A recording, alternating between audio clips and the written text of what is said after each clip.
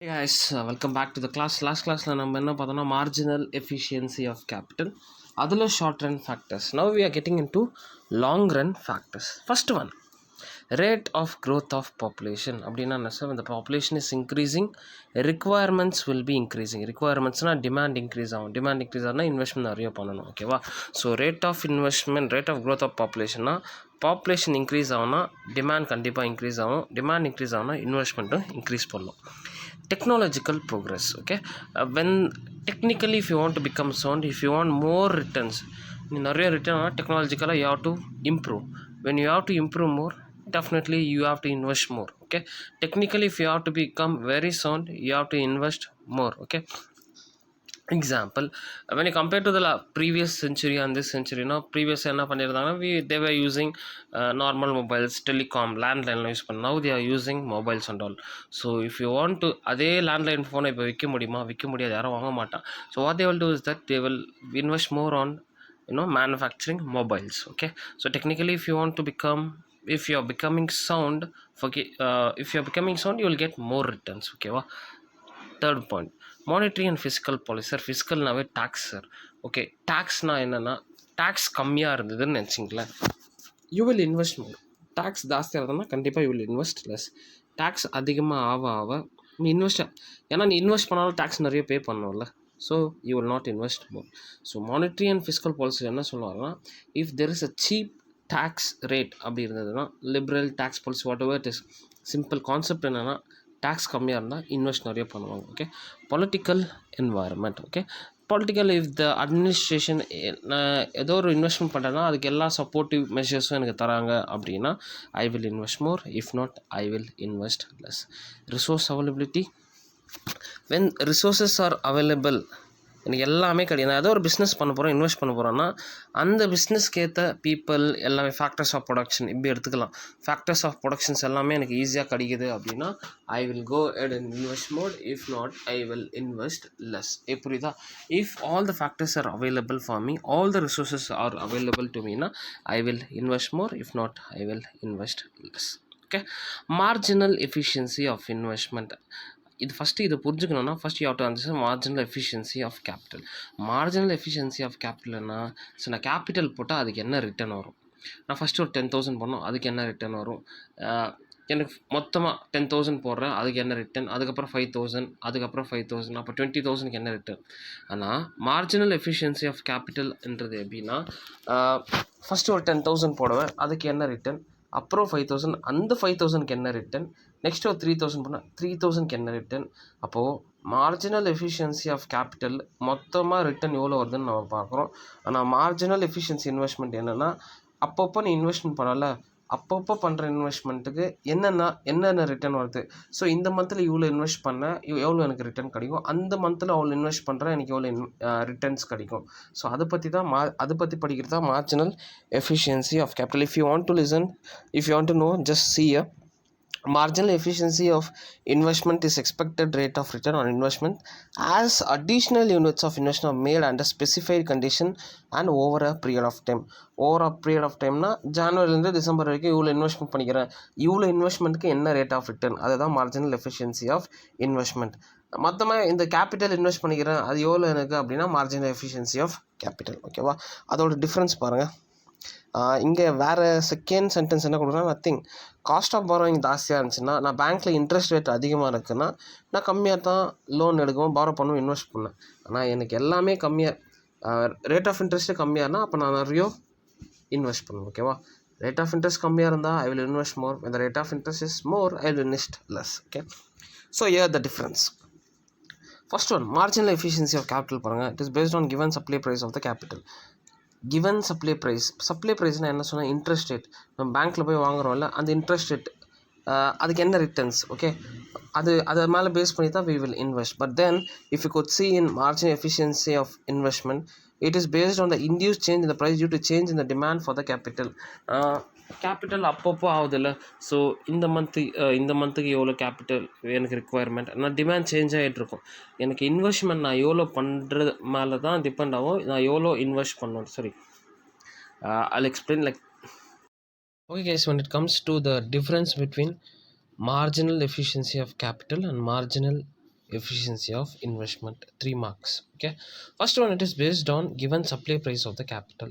நான் ஒரு இடத்துல போய் கேட்குறேன், லோன் கேட்குறேன் அப்படின்னா அவங்க இன்ட்ரெஸ்ட் ரேட் சொல்லுவாங்க. ஸோ இன்ட்ரெஸ்ட் ரேட்டுக்கு நான் வாங்குவேன், பாரோ பண்ணி இன்வெஸ்ட் பண்ணுவேன். இதுதான் marginal efficiency of capital.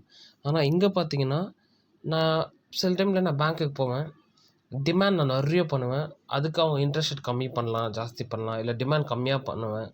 Demand கம்மியாக பண்ணால் எனக்கு இன்வெஸ்ட்மெண்ட் பண்ணணும். நான் ஜாஸ்தியாக கேட்குறேன் அப்படின்னா சில பேர் சொல்லுவாங்கள்ல, நான் ஜாஸ்தியாக வாங்க சொல்ல எனக்கு maybe the selling price they will reduce. இல்லை நான் ஜாஸ்தியாக வாங்க சொல்ல மேபி இன்ட்ரெஸ்ட் ரேட் கம்மி பண்ணலாம், இல்லை கம்மியாக டிமாண்ட் பண்ண சொல்ல நான் ஜாஸ்தியாக இன்ட்ரெஸ்ட் ரேட் பண்ணலாம்.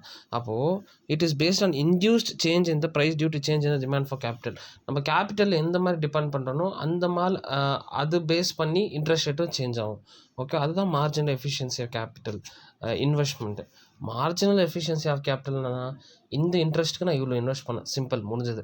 மார்ஜினல் எஃபிஷியன்சி ஆஃப் இன்வெஸ்ட்மெண்ட்னா நான் இவ்வளோ இன்வெஸ்ட் பண்ணணும், டிமாண்ட் இவ்வளோ இருக்குது, அது பேஸ் பண்ணி there will be a interest rate, and that is called marginal efficiency of investment. Okay, the next one, second one பார்த்தீங்கன்னா rate of return on successive units. எப்படின்னா நீ இன்வெஸ்ட் பண்ணுறடா கேபிட்டல், நம்ம capital invest பண்ணுறோம், அதோட returns நான் எவ்வளோனா invest பண்ணுவேன். சே example, if I'm investing 50,000, அதுக்கப்புறம் 20, அப்புறம் 30, மொத்தமாக பார்த்தீங்கன்னா 50,000, 20,000 + 30,000 எல்லாமே மொத்தமாக 1 lakh ஆகுது.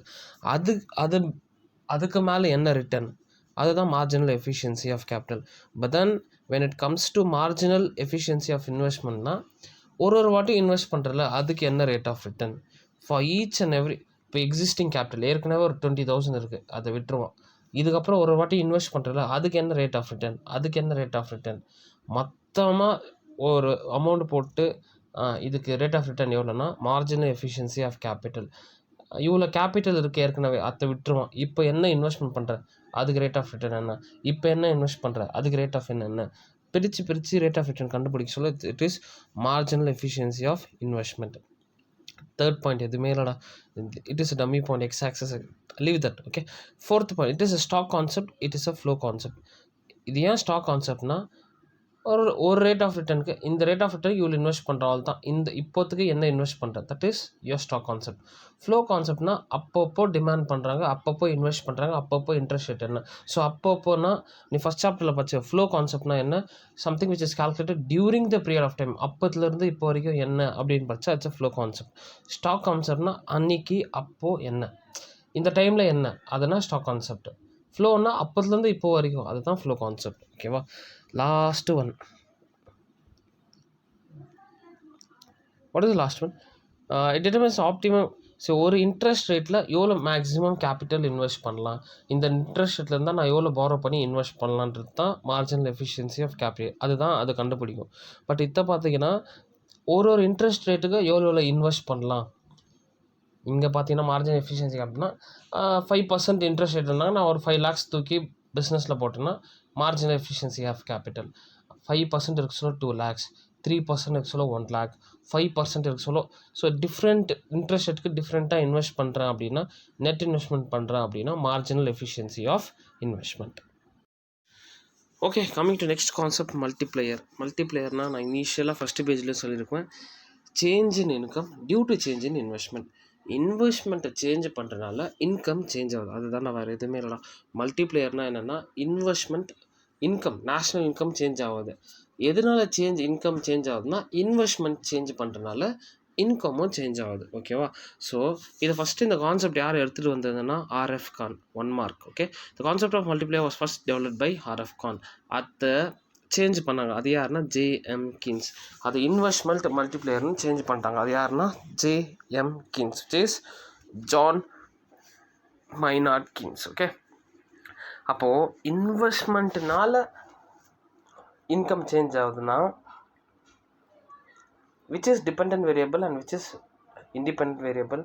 Your national income is dependent variable, your investment is dependent variable. Based on investment தான் your national income is changing. ஓகேவா, அப்போ நேஷ்னல் இன்கம் யார் மேலே டிபெண்ட் ஆகுதுன்னா இன்வெஸ்ட்மெண்ட் மேலே. அப்போது your formula will be like this. Okay, மல்டிப்ளையருக்கு இது சிம்பாலிக்கலி ரெப்ரசன்டட் as K. அப்போது delta Y by delta I அப்படின்னா டெல்டா ஒய்ன்றது இன்கம்டா, டெல்டா ஐன்றது இன்வெஸ்ட்மெண்ட். அப்போது இன்வெஸ்ட்மெண்ட் அப்போ இது எப்படி உனக்கு ஈஸியாக புரிய வைக்கலாம்னா, if you are getting 30 rupees, okay, 50 marks நீ 30 மார்க்ஸ் எடுத்துட்டனா நீ எப்படி எழுதுவ, 30/50, 50 மார்க்ஸ்க்கு 30 மார்க்ஸ் எடுத்துட்ட, அப்போ 30/15 போடுவியா. இங்கே என்னென்னா இவ்வளோ இன்வெஸ்ட்மெண்ட் பண்ண சொல்ல இவ்வளோ இன்கம் சேஞ்ச் ஆகுது. அப்போது கீழே இருக்கிறது இன்வெஸ்ட்மெண்ட், இவ்வளோ இன்வெஸ்ட்மெண்ட் பண்ண சொல்ல இவ்வளோ இன்கமும் சேஞ்ச் ஆகுது. That is called multiplier. So it is formula எப்படி ரெப்ரசென்ட் பண்ணியிருக்காங்கன்னா, K is equal to delta y by delta I. It says that change in investment will result in change in income. அவ்வளோதான் தலை. Okay, coming to assumptions of multiplier. Okay, அசம்ஷன்ஸ்னால் என்ன, the basic requirements to work the law. ஏதோ ஒரு பேசிக் requirements இருக்கணும், இந்த லாவை பண்ணணும்னா இதெல்லாம் தேவை. ஓகேவா, அதெல்லாம் என்ன அப்படின்னு பார்த்துடலாம். First one, there is a change in autonomous investment. Autonomous investment any investment where we will not expect any return and it will focus only on welfare. First point, there is no induced investment. அப்போ induced investment இங்கே இல்லை. induced investmentோட main work என்ன, they will invest for getting the return. ஏதோ ஒரு இடத்துல போய்ட்டு invest பண்ணுவாங்க. எதுக்காக பண்ணுவாங்கன்னா ப்ராஃபிட் வரணும் அப்படின்னு தெரியும் பண்ணுவாங்க. இதை நம்ம டீட்டெயில்டாக படிச்சிருக்கோம் ப்ரீவியஸ் கிளாஸில், இன்டியூஸ்ட் இன்வெஸ்ட்மெண்ட்னா என்னன்ட்டு. ஓகேவா, next one, the marginal propensity of consumption is constant. அப்படின்னா நீ எப்போ கன்சியூம் பண்ணாலுமே நான் என்னோடய கன்சம்ஷன் லெவல் சேமாக தான் இருக்கும். நான் இன்றைக்கி 2 kgs சாப்பிட்றேன் அப்படின்னா நாளைக்கும் 2 kgs தான் சாப்பிடுவேன், நாளன்னைக்கும் 2 kgs தான். ஒரு நாள் 3, ஒரு நாள் 4 அப்படின்னு இல்லை, எப்போவுமே நான் கான்ஸ்டண்ட்டாக தான் கன்சியூம் பண்ணுவேன். ஓகேவா, fourth one, consumption is a function of current income. நான் எப்போ கன்சியூம் பண்ணுவேன், என்கிட்ட இப்போ காசு இருந்தால் தான் நான் கன்சியூம் பண்ணுவேன். இங்கே இன்டெரக்டாக என்ன தெரியுமா சொல்கிறான், நீ யார்கிட்டையும் கடன் வாங்கக்கூடாதுன்றான், வேறு யாரும் காசுலையும் நீ சாப்பிடக்கூடாதுன்றான், இது உன்னோட காசில் நீ சாப்பிட்ணும். ஸோ அப்படின்னா consumption is a function of current income, what you are getting now and you should not spend out of your savings one and you have to consume out of your current income. இப்போ வர இன்கமில் நீ சாப்பிட்ணும். Okay, coming to fifth point, there are no time lags in the multiplier process. ரொம்ப time gap இருக்காது, time lakhs இருக்காது. இன்றைக்கி பண்ணுற மல்டிப்ளையர் கேல்குலேட் பண்ணுறதுன்னா process it will not be very it will not take time, it will be done அப்போவே எல்லாமே பண்ணிவிடுவோம். ஓகேவா, the next one, consumer goods are available in response to effective demand. அப்படின்னா நீ டிமாண்ட் பண்ணுறாங்க கன்சியூமர்ஸ் ப்ராடக்ட்ஸ்னால் அப்போவே கிடைக்கணும். அப்போ தான் இந்த பர்டிகுலர் லா வந்துட்டு மல்டிப்ளையர் ஒர்க் ஆகும். ஓகேவா, அதை தான் கொடுத்துருக்காங்க, consumer goods are available in response to the effective demand for them. Okay, next one, there is a closed economy unaffected by foreign influences. அப்போ இந்த டைப் ஆஃப் எக்கானமி எங்கே work ஆகும்னா it will work only within country, it will not have any foreign influences. foreign influenceலாம் வந்தால் multiplier cannot be working. ஓகேவா, அப்போது நம்ம first chapter இந்த பாயிண்ட்டுக்கு லிங்க் பண்ணலாமா அப்படின்னா எஸ் பண்ணலாம். எதுக்குன்னா 2 sector 3 sector ஞாபகம் இருக்கா, அதில் ரெஸ்ட் ஆஃப் த வேர்ல்டு இருக்காது. அப்போது this is working only for closed economy. there are no changes in price. கன்சியூமரோட பேட்டர்னே கான்ஸ்டண்ட்டாக இருக்க சொல்லும், ப்ரைஸ் சேஞ்ச் ஆகாது. சப்போஸ் ப்ரைஸ்லாம் சேஞ்ச் ஆச்சுன்னா கன்சியூம் பண்ணுற பேட்டர்னு கண்டிப்பாக சேஞ்ச் ஆகும். அப்போது இந்த பாயிண்ட் எந்த பாயிண்ட்டுக்கு லிங்க்னா தேர்ட் பாயிண்ட்டுக்கு லிங்க். இந்த consumer is consuming when the marginal propensity to consume is constant, definitely the price should also be constant. ஒரு கஸ்டமர் ரெகுலராக ஒரு சில குவான்டிட்டி ஆஃப் கூட்ஸ் வாங்குகிறான் அப்படின்னா அது பின்னால் ஒரு கான்செப்ட் என்னென்னா ப்ரைஸு கான்ஸ்டண்ட்டாக இருக்குதுன்னு அர்த்தம். அதுக்கு தான் இங்கே there are no changes in prices. ஓகே, there is less than full employment in the full எம்ப்ளாய்மெண்ட்னா என்ன சொன்னேன், எல்லா ரிசோர்ஸும் யூஸ் பண்ணோம் கண்ட்ரியில், அதுதான் ஃபுல் எம்ப்ளாய்மெண்ட். இங்கே என்ன சொல்கிறாங்கன்னா இல்லை ஃபுல் எம்ப்ளாய்மெண்ட்டில் அது கீழே ஃபுல் எம்ப்ளாய்மெண்ட் அந்த கம்ப்ளீட் ஸ்டேஜ் இல்லை. அப்போ சிலது இன்டெரக்டாக என்ன சொல்கிறாங்கன்னா இங்கே அன்எம்ப்ளாய்மெண்ட்டும் இருக்குது எக்கானமியில். ஃபுல் எம்ப்ளாய்மெண்ட்டோட லெஸ்ஸாக இருக்குன்னா அப்போ கொஞ்சம் பேர் அன்எம்ப்ளாய்டாக இருக்காங்க, அப்போ சில பேருக்கு வேலை இல்லைன்னு அர்த்தம். ஓகேவா, புரியுதா? சரி, okay guys, after exemption what we have to see is marginal propensity to consume and multiplier. நம்ம இனிஷியலாக சில ப்ராப்ளம்ஸ் எல்லாமே பார்த்தோம், ஞாபகம் இருக்கா? ஃபார்முலாஸ்லாம் ப்ரொபன்சிட்டி டு கன்சியூம்க்கு ஃபார்முலா என்ன, C/Y, consumption by income. marginal propensity to consumption என்ன formula delta C by delta Y. Okay, இங்கேயும் அதை தான் கொடுத்துருக்கான், delta C by delta Y. இங்கே கேக்கு என்ன ஃபார்முலா நம்ம இங்கேயே பார்த்துட்டோம், 1/1 minus MPC. I will explain in my paper. Until then whatever I say இதுதான் கான்செப்ட், இது எடுத்துங்க, I will explain. Okay, MPC is equal to delta C by delta y. இது ஏற்கனவே பார்த்துட்டோம். மல்டிப்ளையருக்கு ஃபார்முலா வந்துட்டு 1/1 minus MPC. ஓகேவா, that's it. Okay, other than that I will explain in the paper. ஓகேவா, இந்த ஒரு கான்செப்ட் வந்து பார்த்துங்கடா. ஓகேவா, இந்த கான்செப்ட் என்னென்னா K is equal to 1/1 minus MPC அப்படின்னு இருக்குல்ல. அப்போது K இப்போ நம்மளுக்கு எல்லாம் இங்கே எந்த மாதிரி இந்த நம்பர்ஸ் எடுத்து நம்ம அப்ளை பண்ணாலுமே நம்மளுக்கு K வேல்யூ கரெக்டாக வரணும். ஒரே ஒரு எக்ஸாம்பிள் சொல்லிடுறேன் பாருங்கள். You can use your calculators guys. I'm saying the government of Tamil Nadu has allowed calculators for economics exam. Thanks for the government for giving such an opportunity. Okay, அப்போது நம்ம இந்த particular think என்ன பண்ணோம்னா, you can use the formulas and apply and see whether it is perfect. அப்போ K is equal to 1/1 minus MPC. அப்போ K விட்டுருங்களேன், 1/1 minus MPC வந்து பண்ண 1/1 minus MPC எவ்வளோ 0.00. அப்போது 1/1 is 1.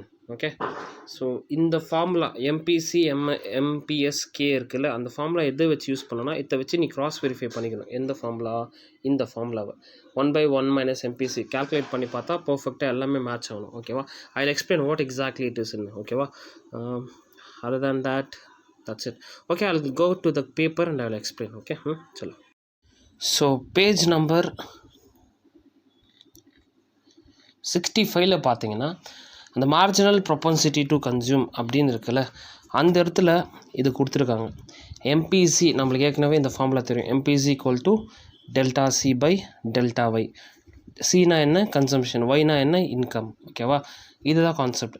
அப்போது மல்டிப்ளையருக்கு என்ன ஃபார்முலா 1/1 minus C. சார் இதுக்கு மீனிங் புரியல அப்படின்னா ஐ வில் எக்ஸ்பிளைன். பாருங்கள், 1/1 minus MPC அப்படின்னா 1ன்றது இங்கே என்ன தெரியுமா, ஆக்சுவலாக இங்கே ஒய் கொடுத்துருக்கலாம், நான் கொடுக்க மாட்டேருக்கான். இந்த 1ன்றது ஒய், இன்கம். நம்ம இன்கமில் 2 விஷயம் பண்ணலாம். ஸ்டார்டிங் நம்பர் இருக்கா, இன்கமில் we can do 2 things. One is கன்சம்ஷனும் பண்ணலாம், சேவிங்ஸும் பண்ணலாம். சேவிங்ஸு ஐயும் சொல்லலாம். ஏன் ஐன்னு சொல்லலாம்னா, சேவிங்கை நான் இன்வெஸ்ட்மெண்ட் பண்ணுவோமா, சேவ் பண்ணால் தான் நம்ம இன்வெஸ்ட்மெண்ட் பண்ண முடியும். அப்போது நான் இதை மாற்றலாமா ஃபார்முலாவை, எங்கே திருப்பியும் ஐ வில் எக்ஸ்பிளைன். இன்கம் வச்சு 2 பண்ணலாம், கன்சம்ஷன் பண்ணலாம், சேவ் பண்ணலாம். என்கிட்ட 100 rupees இருக்குது அப்படின்னா நான் 80 ரூபாய்க்கு சாப்பிடலாம், 20 rupees I can save, 20 rupees I can save. ஓகேவா, ஸோ 20 rupees நான் சேவ் பண்ணேன்னா 20 rupees சேவ் பண்ணுறது இல்லாத ஐ கேன் இன்வெஸ்ட்டில், அப்போது ஐ வில் இன்வெஸ்ட். அப்போ I can also change the formula. y is equal to consumption plus savings பதிலாக இன்வெஸ்ட்மெண்ட்டும் போடலாம். அப்போ my formula can be both. y is equal to c plus hம் இருக்கலாம், இல்லை y is equal to c plus ஐயும் இருக்கலாம். அப்போது இந்த 1/1 minus MPC இதுக்கு என்ன கான்செப்ட்னா, 1ன்றது இன்கம், இங்கே கீழே 1/MPC. அப்போது இன்கம்லேருந்து கன்சம்ஷன் எடுத்துட்டா என்ன வரும், 1/MPS. புரியுதா, இன்கம் மேலே இருக்கிறது இன்கம், இங்கே இன்கம் மைனஸ் MPCனா சேவிங்ஸ். சேவிங்ஸ்னால் என்ன, இன்வெஸ்ட்மெண்ட். ஓகேவா, புரியுதா, கான்செப்ட் இது தான். 1/1 minus MPCனா இன்கம், மேலே இன்கம், கீழே 1 இன்கம்லேருந்து கன்சம்ஷன் எடுத்துட்டா சேவிங்ஸ். அப்போ சேவிங்ஸ் இன்வெஸ்ட்மெண்ட். நம்ம மல்டிப்ளையர்னால் என்ன, இன்கம் பை இன்வெஸ்ட்மெண்ட். அதுதாங்க இங்கே பண்ணுறோம். நம்ம மேலே இருக்கிறது இன்கம், கீழே இருக்கிறது இன்கம் மைனஸ் கன்சம்ஷனாக சேவிங்ஸை இன்வெஸ்ட்மெண்ட்டாக சொல்லுவோம். அதுதான் உன்னோட மல்டிப்ளையரோட கான்செப்டே. Change in income because of change in income because of change in investment. இது புரியுதா? I think you are getting my point. Okay okay, பர்ஃபெக்டாக இருக்கா கேமரா? should be. சலோ, அப்போது கம்மிங் டு த நெக்ஸ்ட்டு, இந்த கான்செப்ட் 2 தெரிஞ்சுக்கணும். அப்போது இன்கம் வச்சு நம்ம 2 விஷயம் பண்ணலாம், கன்சம்ஷன் பண்ணலாம், சேவிங்ஸ் பண்ணலாம்.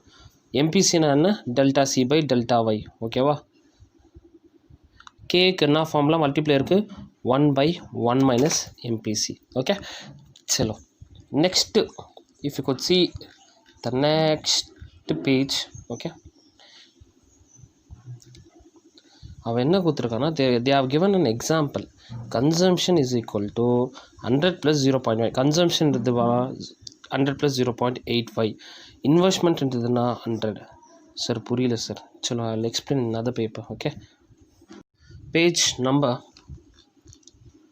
66ல லெஃப்ட் ஹேண்ட் சைடில் இது கொடுத்துருக்காங்க. என்ன கொடுத்துருக்காங்கன்னா C is equal to 100 + 0.8y investment 100ன்னு கொடுத்துருக்கான், இன்னொரு இன்வெஸ்ட்மெண்ட் 10ன்னு கொடுத்துருக்கான். அப்படின்னா இங்கே என்ன 10 இல்லை, 100லேருந்து 110 போச்சுன்னா என்ன ஆகும், 10 இன்க்ரீஸ் ஆகும்னா என்ன ஆகும், அதை பற்றி they are saying us to calculate. Okay, நம்ம first we need to understand இன்கம்மை நம்ம ரெண்டு விஷயம் பண்ணலாம், சி ப்ளஸ் ஐ.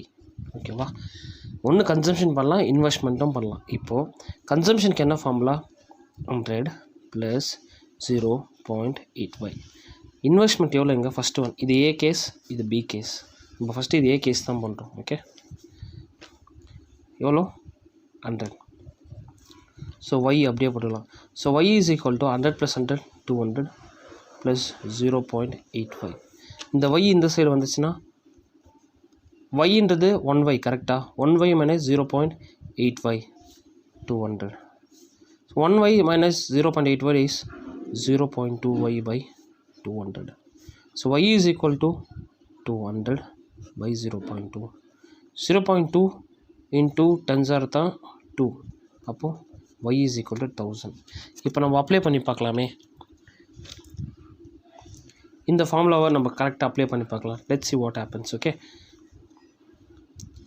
C plus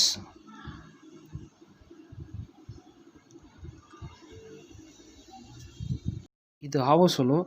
நம்மளுக்கு இப்போ ஆக்சுவலாக என்ன தெரியணும், கன்சம்ஷன் தெரியணும், நம்மளுக்கு ஒய்ன்றது தெரியும். ஒய்ன்றது எவ்வளோ 1000 கண்டுபிடிச்சிட்டோம். சூப்பர். ஐன்றவும் தெரியும், ஐ 100 இங்கேயே கொடுத்துட்டான். அப்போ நம்ம சி தான் 100 + 0.yன்றான். அப்போது can we now find what is consumption. Consumption என்ன கொடுத்துருக்காங்க, 100 + 0.8y. So 100 plus y is how much, 1000. 0.8. 0.8 is nothing but 80%. 80% of 100 is 800. So 800 plus 100 is 900. அப்போது உன்னோட இன்கம் 1000னா கன்சம்ஷன் எவ்வளோ பண்ணுற 900, சேவிங்ஸ் எவ்வளோ பண்ணுற 100. புரியுதா? It is very very simple. If you can take a screenshot. ஓகேவா, ரொம்ப simple. y is equal to c plus iன்னு தெரியும். நம்மளுக்கு c இங்கே கொடுத்துருக்குறான், they are given c. இந்த c-யை வச்சு we have to c இடத்துல 100 + 0.y போட்டோம், இன்வெஸ்ட்மெண்ட்டு 100 போட்டோம். So 100 + 100 is 200 + 0.y. yன்றது 1y இந்த 0.8y இந்த சைடு போடும். அப்போது 1 - 0.8 is 0.2y, 200 அப்படியே இருக்கும். 0.2yல y is equal to 200 / 0.2 is y is equal to 1000 தெரிஞ்சிச்சு நம்மளுக்கு. y இப்போ தெரிஞ்சிச்சு, ஐயும் தெரிஞ்சு. சி கண்டுபிடிக்கணும். சிக்கு என்ன formula, c is equal to 100 + 0.85. 100 + 0.8, 0.8 is nothing but your 80%. So 80% of it, 1000 is 800. So 800 plus 100 is 900, and this should be your answer. புரியுதா? இங்கே நெக்ஸ்ட் கேஸ் பார்க்கலாம் பாருங்கள். 110. if the investment is 110, what we have to do? Chalo, let's see how it goes. C is equal to C plus y is equal to C plus I. y அப்படியே இருக்கும். Consumption same தான், 100 plus 0.8y plus investment 110. okay, so y அப்படியே இருக்கும். y is equal to 100 plus 110 is 210 plus 0.8y. 0.8y இந்த side வந்துச்சுன்னா 0.2y. so 210. y is equal to 210 by 0.2. என்ன ஒரு answer, 0.2 போட்டால். guys, you can use the formula. okay, you want to see, I'm struggling, that's okay, I'm not a science student. okay, 210 by 0.2 is nothing but 1050. இப்போது நம்மளுக்கு 1050 வந்தது. ஓகேவா, இப்போக்கு நம்மளுக்கு என்ன வந்தது, இன்வெஸ்ட்மெண்ட்டு 110 இருக்க சொல்லும், என்னோடய இன்கம் எவ்வளோ 1050. அப்போ கன்சம்ஷனுக்கு என்ன ஃபார்முலா, கன்சம்ஷன் என்ன கொடுத்துக்கிறான், 100 plus 0.8y. 100 0.8க்கு 1050ல் 1050க்கு 80% is how much guys? 1050 to 8% is how much? okay, let me calculate fast.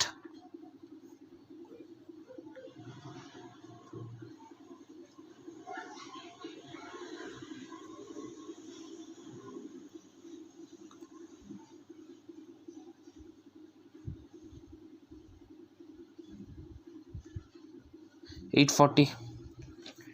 So 100 plus 840 is 940. ஓகேவா? அப்போ கன்சம்ஷன் 940.